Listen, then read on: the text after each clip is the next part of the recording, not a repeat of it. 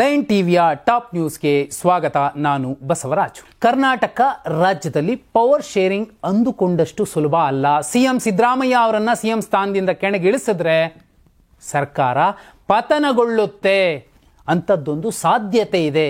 ಹೀಗಂತ ಯಾರು ಹೇಳ್ತಿರುವಂಥದ್ದು? NDA ಕೂಟದಲ್ಲಿರುವಂತಹ ಈ ರಾಜ್ಯದ ಮಾಜಿ ಮುಖ್ಯಮಂತ್ರಿಗಳು. ಕುಮಾರಸ್ವಾಮಿ ಅವರು ಹೇಳಿದ್ದಾಯ್ತು, ಅದು JDSನಲ್ಲಿದ್ದಂತಹ ನಾಯಕನ ತಾಕತ್ತು, ನಮಗೆ ಗೊತ್ತು ಸಿದ್ದರಾಮಯ್ಯ ಏನು ಮಾಡ್ತಾರೆ ಅಂತ ಹೇಳಿದ ಮಾರನೇ ದಿನವೇ DK ಶಿವಕುಮಾರ್ ಅವರನ್ನು ಪ್ರವೋಕ್ ಮಾಡಲಿಕ್ಕೋ ಅಥವಾ ವಾಸ್ತವವನ್ನು ಹೇಳಲಿಕ್ಕೋ ಜಗದೀಶ್ ಶೆಟ್ಟರ್ ಅವರು ಕೂಡ ಇಂತಹ ಭವಿಷ್ಯವಾಣಿ ನುಡಿದಿದ್ದಾರೆ. ಯಾಕೆ ಅನ್ನೋದನ್ನ ನೋಡೋಣ. ಇದಿಷ್ಟೇ ಅಲ್ಲ, CM ಸಿದ್ದರಾಮಯ್ಯ ರಾಜಣ್ಣ ಬಳಿಕ ಸಿದ್ದರಾಮಯ್ಯ ಅವರ ಆಪ್ತ ರಾಜಣ್ಣ ಬಳಿಕ ಸಂಸದ ರಾಘವೇಂದ್ರ ಇಟ್ನಾಳ್ ಅವರು ದೆಹಲಿಯಲ್ಲಿ ಅವರ ಮನೆಯಲ್ಲಿ ಔತಣಕೂಟಕ್ಕೆ ಆಯೋಜಿಸಿದ್ದಾರೆ. ಅಲ್ಲೊಂದು ಡಿನ್ನರ್ ಪಾಲಿಟಿಕ್ಸ್ ನಡೀಬಹುದು ಅನ್ನೋ ಒಂದು ಚರ್ಚೆ ನಡೀತಿದೆ. ಮತ್ತೊಂದು ಕಡೆ ಪ್ರತಿಭಟನಾ ನಿರತ ಕಬ್ಬು ಬೆಳೆಗಾರರ ಹೋರಾಟ ಅಂತ್ಯಗೊಂಡಿದ್ದು ರಾಜ್ಯ ಸರ್ಕಾರಕ್ಕೆ ಸಕ್ಕರೆ ಕಾರ್ಖಾನೆ ಮಾಲೀಕರ ಟೆನ್ಷನ್ ಶುರುವಾಗಿದೆ. ಏನಿದೆಲ್ಲ ಸುದ್ದಿಗಳು ಒಂದೊಂದಾಗಿ ನೋಡೋಣ. ಆರಂಭದಲ್ಲಿ ಕರ್ನಾಟಕ ರಾಜ್ಯದಲ್ಲಿ ಪವರ್ ಶೇರಿಂಗ್ ಅಂದುಕೊಂಡಷ್ಟು ಸುಲಭ ಅಲ್ಲ. CM ಸಿದ್ದರಾಮಯ್ಯ ಅವರನ್ನ CM ಸ್ಥಾನದಿಂದ ಇಳಿಸಿದ್ರೆ ಸರ್ಕಾರವೇ ಪತನಗೊಳ್ಳುವ ಸಾಧ್ಯತೆ ಇದೆ. ಹೀಗಂತ ವಿರೋಧ ಪಕ್ಷದ ನಾಯಕರು ಈಗ ಭವಿಷ್ಯವಾಣಿ ನುಡಿತಿರುವಂಥದ್ದು. ಮಾಜಿ CM ಹಾಗೂ ಹಿರಿಯ ಬಿಜೆಪಿಗ ಸಂಸದ ಜಗದೀಶ್ ಶೆಟ್ಟರ್ ಅವರು ಇಂಥದ್ದೊಂದು ಸ್ಫೋಟಕ ಹೇಳಿಕೆಯನ್ನು ಕೊಟ್ಟಿದ್ದಾರೆ. ಕಾಂಗ್ರೆಸ್ನಲ್ಲಿ ಸಿದ್ದರಾಮಯ್ಯ ಅವರೇ CM ಆಗಿ ಮುಂದುವರಿಬೇಕು, ಇಲ್ದಿದ್ರೆ ಸರ್ಕಾರವೇ ಪತನವಾಗುತ್ತೆ, DK ಶಿವಕುಮಾರ್ ಅವರು ಮುಖ್ಯಮಂತ್ರಿ ಆಗ್ತಾರೆ ಅನ್ನೋ ಮನೋಭಾವದಲ್ಲಿ ಅವರ ಹಿಂಬಾಲಕರು ಹೇಳ್ತಿದ್ದಾರೆ. ಅದು ಕಷ್ಟ. CM ಆಗಿ ಸಿದ್ದರಾಮಯ್ಯ ಅವರೇ 5 ವರ್ಷ ಮುಂದುವರಿಸ್ತಾರೆ, ಪೂರ್ಣಾವಧಿಗೆ ಅವರೇ ಇರ್ತಾರೆ. ನಾಯಕತ್ವ ಬದಲಾವಣೆ ಕೆಲಸ ನಡೀತಾ ಇದೆ ಅಂದರೆ ಅದು ಏನರ್ಥ? ಅದು ಅನರ್ಥ. ಸರ್ಕಾರ ಪತನ ಆಗೋದು ಖಚಿತ ಎಂದರ್ಥ. ಹೀಗಂತ ಜಗದೀಶ್ ಶೆಟ್ಟರ್ ಅವರು ಭವಿಷ್ಯ ನೋಡುತ್ತಿದ್ದಾರೆ. ಮತ್ತೊಂದು ಎಡೆ ಮಾಜಿ ಸಚಿವ ಬಿಜೆಪಿಯಲ್ಲಿರುವಂತಹ ನಾಯಕ, ಒಂದು ಕಾಲದ ಸಿದ್ದರಾಮಯ್ಯ ಅವರ ಅತ್ಯಾಪ್ತ ವರ್ತೂರ್ ಪ್ರಕಾಶ್ ಅವರು ಕೂಡ ಸಿದ್ದರಾಮಯ್ಯ ಅವರ ಪರ ಬ್ಯಾಟ್ ಬೀಸಿದ್ದಾರೆ. ಕಾಂಗ್ರೆಸ್ ಹೈಕಮಾಂಡ್ಗೆ ಎಚ್ಚರಿಕೆ ಕೊಟ್ಟಿದ್ದಾರೆ. CM ಸ್ಥಾನದಿಂದ ಸಿದ್ದರಾಮಯ್ಯ ಅವರನ್ನು ಕೆಳಗಿಳಿಸಿದ್ರೆ ಕಾಂಗ್ರೆಸ್ ಕತೆ ಮುಗದೇ ಹೋಗುತ್ತೆ. 25 ಲಕ್ಷ ಜನರನ್ನು ಸೇರಿಸಿ ಕಾಂಗ್ರೆಸ್ ಹೈಕಮಾಂಡ್ಗೆ ಘೇರಾವ್ ಹಾಕುವುದಾಗಿ ಎಚ್ಚರಿಕೆ ನೀಡಿದ್ದಾರೆ. ಸಿದ್ದರಾಮಯ್ಯ ರಾಜ್ಯದ ಅಹಿಂದ ವರ್ಗದ ನಾಯಕ ಅಂತ ಕರೆದಿದ್ದಾರೆ. ಎರಡನೇ ಸುದ್ದಿ, CM ಸಿದ್ದರಾಮಯ್ಯ ಎರಡೆರಡು ಬಾರಿ ಔತಣಕೂಟ ಏರ್ಪಡಿಸಿದ್ದಾಯಿತು. ಬಳಿಕ ರಾಜಣ್ಣ ಮನೆಯಲ್ಲಿ ನವೆಂಬರ್ 7ರಂದು ಔತಣಕೂಟ ಏರ್ಪಡಿಸಲಾಗಿತ್ತು. ಕೊನೆ ಗಳಿಗೆಯಲ್ಲಿ ಕಬ್ಬಿನ ದರ ನಿಗದಿ ವಿಚಾರ ಭುಗಿಲೆದ್ದಿದ್ದಂತಹ ಕಬ್ಬು ಬೆಳೆಗಾರರ ಆಕ್ರೋಶ ಏನಿತ್ತು, ಇದರ ಮಧ್ಯೆ ಕ್ಯಾನ್ಸಲ್ ಆಗಿತ್ತು. ಇದೀಗ ದೆಹಲಿಯಲ್ಲಿ ಡಿನ್ನರ್ ಮೀಟಿಂಗ್ ಅರೇಂಜ್ ಆಗಿದೆ. ಅದು ಕೂಡ ಸಿದ್ದರಾಮಯ್ಯ ಅವರ ಬಣದವರೇ ಎಲ್ಲ ತಯಾರಿ ಮಾಡಿಕೊಂಡಿದ್ದಾರೆ. ಸಿದ್ದು ಆಪ್ತ ಬಳಗದಲ್ಲಿ ಗುರುತಿಸಿಕೊಂಡಿರುವಂತಹ ಸಂಸದ ರಾಜಶೇಖರ ಹಿಟ್ನಾಳ್ ಅವರು ತಮ್ಮ ಮನೆಯಲ್ಲಿ ಔತಣಕೂಟಕ್ಕೆ ಕರೆದಿದ್ದಾರೆ. CM ದೆಹಲಿ ಪ್ರವಾಸದ ವೇಳೆ ಡಿನ್ನರ್ ಮೀಟಿಂಗ್ ನಡೆಯಲಿದೆ. ಆದರೆ ಇನ್ನೂ ದಿನಾಂಕ ನಿಗದಿಯಾಗಿಲ್ಲ. ನವೆಂಬರ್ 14 ಬಿಹಾರ ಚುನಾವಣಾ ಫಲಿತಾಂಶ ಹೊರಬಿದ್ದ ಮೇಲೆ ನವೆಂಬರ್ 15ಕ್ಕೆ ಸಿದ್ದರಾಮಯ್ಯ ಅವರು ದೆಹಲಿ ಪ್ರವಾಸ ಕೈಗೊಳ್ಳಲಿದ್ದಾರೆ. ಆ ಬಳಿಕ ಸಿದ್ದರಾಮಯ್ಯ ಅವರ ಸಮಯ ಕೇಳಿಕೊಂಡು ದಿನ ಫಿಕ್ಸ್ ಮಾಡಲಾಗುತ್ತದೆ. ಔತಣಕೂಟದಲ್ಲಿ ಸಿದ್ದು ಬಣದಲ್ಲಿ ಗುರುತಿಸಿಕೊಂಡಿರುವಂತಹ ಎಲ್ಲರೂ ಭಾಗಿಯಾಗುವ ನಿರೀಕ್ಷೆ ಇದೆ. CM ಬೆಂಬಲಿತ ಶಾಸಕರು, ಸಂಸದರು, ಸಚಿವರು ಭಾಗಿ ಸಾಧ್ಯತೆ ಇದೆ. CM ಬದಲಾವಣೆ, ಸಚಿವ ಸ್ಥಾನದ ಬದಲಾವಣೆ, KPCC ಅಧ್ಯಕ್ಷರ ವಿಚಾರ, ಅಹಿಂದ ನಾಯಕತ್ವ ಸೇರಿ ಹಲವು ಮಹತ್ವದ ವಿಷಯಗಳ ಬಗ್ಗೆ ಚರ್ಚೆ ನಡೆಯುವಂತಹ ಸಾಧ್ಯತೆ ಇದೆ. ಮೂರನೇ ಸುದ್ದಿ, ಬಿಜೆಪಿಯವರು ಕೇವಲ ಸುಳ್ಳಿನಲ್ಲಿ ಮಾತ್ರವಲ್ಲ ಮತಗಳ್ಳತನದಲ್ಲೂ ನಿಸ್ಸೀಮರು ಎಂದು CM ಸಿದ್ದರಾಮಯ್ಯ ವ್ಯಂಗ್ಯವಾಡಿದ್ದಾರೆ. KPCC ಕಚೇರಿಯಲ್ಲಿ ನಡೆದ ಜಂಟಿ ಪತ್ರಿಕಾಗೋಷ್ಠಿಯಲ್ಲಿ ಮಾತನಾಡಿದ ಸ್ವತಂತ್ರ ಸಂಸ್ಥೆಗಳನ್ನು ಮೋದಿ ದುರ್ಬಳಕೆ ಮಾಡ್ಕೊಳ್ತಿದ್ದಾರೆ ಅಂತ ಸಿದ್ದರಾಮಯ್ಯ ಅವರು ಹೇಳಿರುವಂಥದ್ದು. ಕೇಂದ್ರದ ಅಡಿಯಾಳುಗಳಾಗಿ ED, IT, ಚುನಾವಣಾ ಆಯೋಗ ಕೆಲಸ ಮಾಡ್ತಿದೆ, ಇದು ಪ್ರಜಾಪ್ರಭುತ್ವಕ್ಕೆ ಮಾರಕ ಅಂತ ಗುಡುಗಿದ್ದಾರೆ. ಮೋದಿ ಪ್ರಧಾನಿ ಆದ ಬಳಿಕ ಎಲ್ಲ ಸಂವಿಧಾನದ ಸಂಸ್ಥೆಗಳ ಮೌಲ್ಯ ಹಾಳಾಗ್ತಿದೆ, ನಾವು ಇದನ್ನು ಸಹಿಸೋದಿಲ್ಲ, ಪ್ರಜಾಪ್ರಭುತ್ವ ಮತ್ತು ಸಂವಿಧಾನದ ಮೌಲ್ಯ ಕಾಪಾಡಲು ಹೋರಾಟದ ಮಾರ್ಗ ಹಿಡಿತೀವಿ. ಕರ್ನಾಟಕ, ಬಿಹಾರ, ಮಹಾರಾಷ್ಟ್ರ, ಹರಿಯಾಣದಲ್ಲೂ ಕೂಡ ಮತಗಳ್ಳತನವಾಗಿದೆ. ಇಷ್ಟೆಲ್ಲ ನಡೆದರೂ ಚುನಾವಣಾ ಆಯೋಗ ತನಿಖೆ ಮಾಡಿಲ್ಲ. ಚುನಾವಣಾ ಆಯೋಗ ಕೇಂದ್ರದ ಕೈಗೊಂಬಿಯಾಗಿ ಕೆಲಸ ಮಾಡ್ತಿದೆ. ಬಿಜೆಪಿ ಮತಗಳ್ಳತನದ ಮೂಲಕ ಅನೇಕ ವಿಧಾನಸಭಾ ಮತ್ತು ಲೋಕಸಭೆಯಲ್ಲಿ ಅಧಿಕಾರಕ್ಕೆ ಬರುವಂತಹ ಕೆಲಸ ಮಾಡಿದೆ. ಅದು ಬಂದಿರೋದಕ್ಕೆ ಸ್ಪಷ್ಟವಾದ ಉತ್ತಾರಣೆ ಮತ್ತು ಸಾಕ್ಷಿ ಮತಗಳ್ಳತನ ದಾಖಲೆ ಸಮೇತ ಮತಗಳ್ಳತನವನ್ನು ದೇಶದ ಜನರಿಗೆ ರಾಹುಲ್ ಗಾಂಧಿ ಮನವರಿಕೆ ಮಾಡಿಸಿದ್ದಾರೆ. ಸಂವಿಧಾನ ಬಾಹಿರವಾಗಿ ಅಧಿಕಾರ ಹಿಡಿಯುವುದು ಸಂವಿಧಾನಕ್ಕೆ ಎಸಗುವ ದ್ರೋಹ ಎಂದು ಸಿದ್ದರಾಮಯ್ಯ ಅವರು ಟೀಕಿಸಿದ್ದಾರೆ. 4ನೇ ಸುದ್ದಿ, ರಸ್ತೆ ಗುಂಡಿ ಮುಚ್ಚದ ರಾಜ್ಯ ಸರ್ಕಾರದ ವಿರುದ್ಧ ಬಿಜೆಪಿಗರು ಅಭಿಯಾನ ಶುರು ಮಾಡಿದ್ದಾರೆ. ಬೆಂಗಳೂರಿನ ರಸ್ತೆ ಗುಂಡಿಗಳ ಸುತ್ತ ಬಣ್ಣ ಬಳಿದು ಪ್ರತಿಭಟನೆಗೆ ಮುಂದಾಗಿದ್ದಾರೆ ಮತ್ತು ಕಸದ ರಾಶಿಯ ಎದುರು ಬ್ಯಾನರ್ ಹಿಡಿದು ಆಕ್ರೋಶ ಹೊರಹಾಕಿದ್ದಾರೆ. ವಿಧಾನಸಭೆ ವಿಪಕ್ಷ ನಾಯಕ ಆರ್ ಅಶೋಕ್ ನೇತೃತ್ವದಲ್ಲಿ ಪ್ರತಿಭಟನೆ ನಡೆಸಲಾಗಿದೆ. ಸಂಸದ ಪಿಸಿ ಮೋಹನ್, ಶಾಸಕರಾದ ಮುನ್ರತ್ನ, ಸುರೇಶ್ ಕುಮಾರ್ ಸೇರಿದಂತೆ ಹಲವು ನಾಯಕರು ಕಾರ್ಯಕರ್ತರು ಭಾಗಿಯಾಗಿದ್ದರು. ವಿಜಯನಗರದ ರಸ್ತೆಯಲ್ಲಿ ಗುಂಡಿಗಳನ್ನು ಪರಿಶೀಲನೆ ಮಾಡಿದ್ದಾರೆ.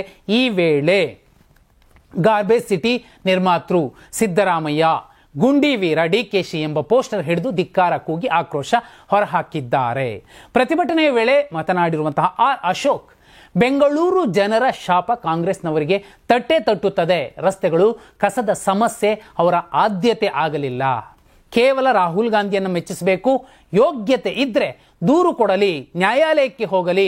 ಮಾನ ಮರ್ಯಾದೆ ಇದ್ರೆ ರಸ್ತೆ ಗುಂಡಿ ಮುಚ್ಚಬೇಕಿತ್ತು, ಆದರೆ ಗುಂಡಿಗಳಲ್ಲಿ ಜನರನ್ನೇ ಹಾಕಿ ಮುಚ್ಚುತ್ತಿದ್ದಾರೆ ಅಂತ ವಾಗ್ದಾಳಿ ನಡೆಸಿದ್ದಾರೆ.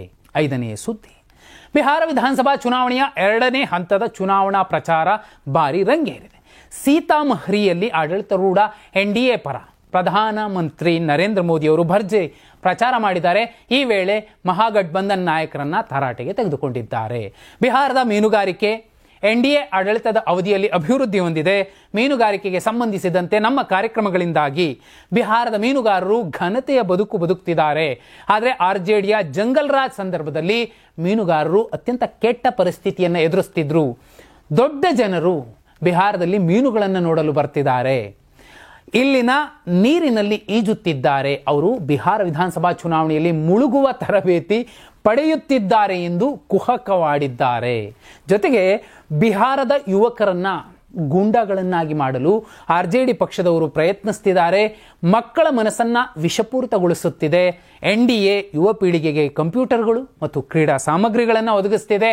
ಆರ್ಜೆಡಿ ಪಿಸ್ತೂಲ್ ನೀಡುವ ಬಗ್ಗೆ ಮಾತನಾಡುತ್ತಿದೆ ಎಂದು ವರದಿಯಾಗಿದೆ. ಬಿಹಾರದ ಮಗು ವೈದ್ಯನಾಗಬೇಕೇ ವಿನಃ ದರೋಡೆಕೋರನಾಗಬಾರದು ಅನ್ನುವಂತಹ ಮಾತನ್ನ ನರೇಂದ್ರ ಮೋದಿ ಅವರು ಹೇಳಿರುವಂಥದ್ದು.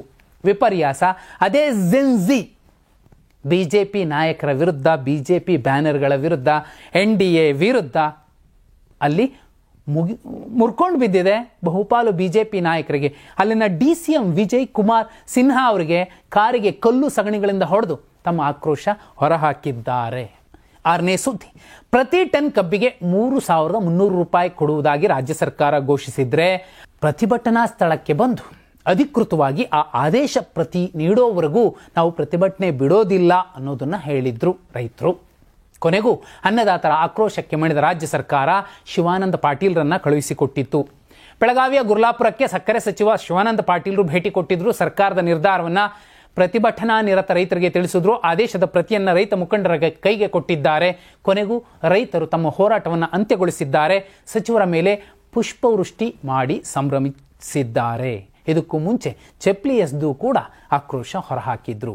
ಬಳಿಕ ಮಾತನಾಡಿದ ಶಿವಾನಂದ ಪಾಟೀಲ್, ವಿಜೇಂದ್ರ ಇಲ್ಲಿ ಬರ್ತಡೇ ಮಾಡಿದ್ರು, ನನ್ನನ್ನ ಇಲ್ಲಿ ಹೆಣ ಮಾಡಿದ್ರಿ. ನೋಡಿ ವಿಜೇಂದ್ರ ಹಣೆ ಬರಹ ಹೇಗಿದೆ.